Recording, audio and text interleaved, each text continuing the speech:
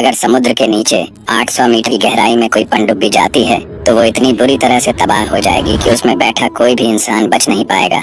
लेकिन वहीं आज तक की सबसे गहरी जगह जहां तक इंसान जा पाए हैं वो चैलेंजर्स डीप है, जो लगभग 10,900 मीटर गहराई में मौजूद है, जहां से आज तक सिर्फ 8 लोग ही जिंदा वापस लौट पाए हैं। अंतरिक्ष से देखने पर पृथ्वी नीले रंग की दिखाई देती है, जहां समुद्र इसकी सबसे बड़ी वजह है, क्योंकि धरती के लगभग 75% हिस्से पर सिर्फ ये नीला समुद्र मौजूद है। लेकिन क्या आपने कभी सोचा है कि समुद्र में ऐसा तो क्या है जहां आज तक भी इंसान पहुंच नहीं पाया है? ऐसी क्या वजह है जिसकी वजह से आज भी इंसान समुद्र की गहराइयों से बहुत दूर है? ये तो हम सब जानते हैं कि धरती पर जीवन की शुरुआत समुद्र से ही हुई थी, जहां कई सूक्ष्म जीवों और जीवाणुओं ने जन्म लिया और फिर समय के साथ कई तरह की प्रजातियों का जन्म हुआ। इसका मतलब है कि समुद्र धरती पर जीवन का एक सबसे बड़ा कारण है, जहां करोड़ों तरह की प्रजातियों का जन्म हुआ था। आज तक भी इंसान समुद्र का सिर्फ 5% हिस्सा ही खंगाल पाए हैं और लगभग समुद्र आज भी कई रहस्यों का कारण बना हुआ है।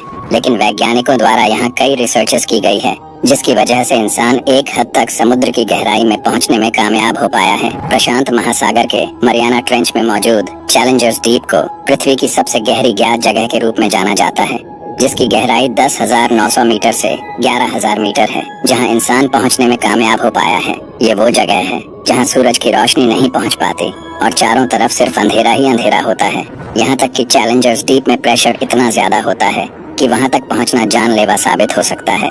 लेकिन अब तक सिर्फ 8 लोग ही यहाँ तक पहुंचकर जिंदा वापस लौटने में कामयाब हो पाए हैं। लेकिन समुद्र की गहराई और वहाँ पर मौजूद जीवों का अंदाजा सिर्फ इस एक जगह से नहीं लगाया जा सकता, क्योंकि समुद्र आज भी कई सवाल अपने अंदर समेटे हुए हैं। एक इंसान ज्यादा से ज्यादा 800 मीटर की गहराई तक ही तैर सकता है। उससे आगे जाने पर उसे सांस लेने में परेशानी होने लगती है और समुद्र में 1 किलोमीटर की दूरी पर जाने पर तो इंसान को बहुत ही ताकतवर वाटर प्रेशर का सामना करना पड़ता है, जिसकी वजह से इंसान के फेफड़े तक फट सकते हैं। लेकिन समुद्री जीवों के लिए ये प्रेशर जानलेवा नहीं होता, इसलिए समुद्र के अंदर 1 किलोमीटर के दायरे में करोड़ों जलीय जीव निवास करते हैं। एक पनडुब्बी समुद्र के अंदर 750 मीटर की गहराई तक ही तैर सकती है, लेकिन इससे ज्यादा गहराई में जाने पर यह पनडुब्बी भी बुरी तरह से तबाह हो सकती है। समुद्र में 800 मीटर की गहराई ये वो जगह है जहां सूरज की रोशनी धीरे धीरे कम होती जाती है, जहां बहुत से अजीब जीव भी पाए जाते हैं। इतना ही नहीं, बल्कि समुद्र में 800 मीटर की गहराई पर ज्वालामुखी भी मौजूद है, जिनमें विस्फोट भी होते हैं। और इसी तरह समुद्र में 11,000 मीटर तक की गहराई में जाने पर इंसान कुछ भी देख नहीं पाएगा। और यही वो जगह है जो चैलेंजर डीप के नाम से जानी जाती है, जो इतना गहरा है कि अगर दुनिया की सबसे ऊंची चोटी माउंट एवरेस्ट को भी इसके अंदर उल्टा करके लटका दिया जाए तो इसकी चोटी भी चैलेंजर डीप को छू नहीं पाएगी।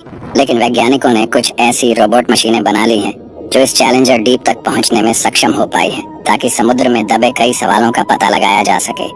लेकिन चैलेंजर्स डीप के बाद समुद्र की गहराई में क्या है, ये आज भी विज्ञान के लिए एक रहस्य बना हुआ है। अगर आपको लगता है कि समुद्र की इतनी गहराई में विभिन्न प्रकार के जीव जंतु निवास करते हैं, तो आप बिल्कुल गलत हैं। असल में समुद्र की गहराई में पानी ही पानी मौजूद है, लेकिन ये पानी समुद्र से नहीं आता है। पृथ्वी की शुरुआत से भी पहले यहाँ जीने लायक वातावरण तैयार हुआ और मौसमी चक्र की शुरुआत हुई, जिसकी वजह से धरती पर हजारों सालों तक बरसात होती रही। आसमान से बरसते इस पानी को धरती ने अपनी गहराई में सोख लिया, जहाँ कुछ पानी नदियाँ और कुछ झरनों में बदल गया और समुद्र में जाकर मिल गया। हजारों सालों तक बारिश के कारण धरती पर जमा हुआ वो पानी आज भी समुद्र की गहराइयों में मौजूद है, जो करोड़ों साल पहले हजारों साल चली बारिश का पानी है, जहाँ कुछ विभिन्न प्रकार की प्रजातियाँ भी मौजूद हो सकती है, जिन्हें शायद आपने कभी ना देखा हो। ये सुनने में शायद आपको थोड़ा अजीब लगे, लेकिन समुद्र में भी नदियाँ बहती हैं, क्योंकि समुद्र की गहराइयों में भी पानी ही मौजूद है, जिसे कई वैज्ञानिकों ने अपनी रिसर्च से सही साबित किया है। वैज्ञानिक कई सालों से अपनी जिज्ञासाओं में डूबे हुए ये रिसर्च कर रहे थे कि आखिर समुद्र की गहराई में क्या मौजूद है।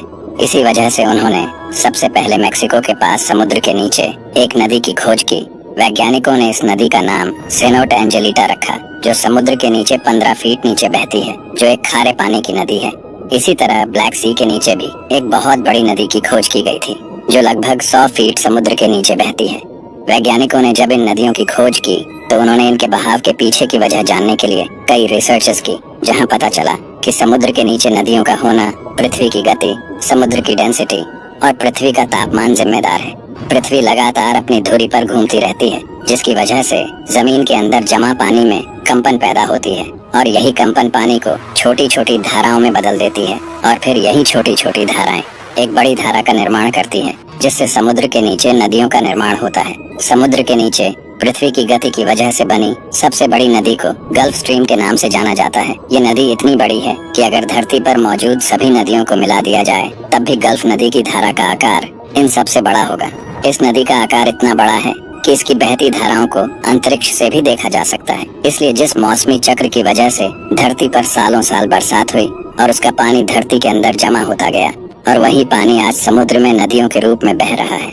दोस्तों, इसमें कोई भी बड़ी बात नहीं है कि हमारी पृथ्वी शुरू से ही कई सवाल अपने अंदर दबाए हुए हैं, जिन्हें समझने का प्रयास इंसान कई सालों से कर रहा है, जिसमें इंसानों को कुछ सफलताएं भी हासिल हुई हैं। दोस्तों, आज की वीडियो में बस इतना ही। जल्द ही मिलते हैं ऐसी ही किसी मजेदार वीडियो में।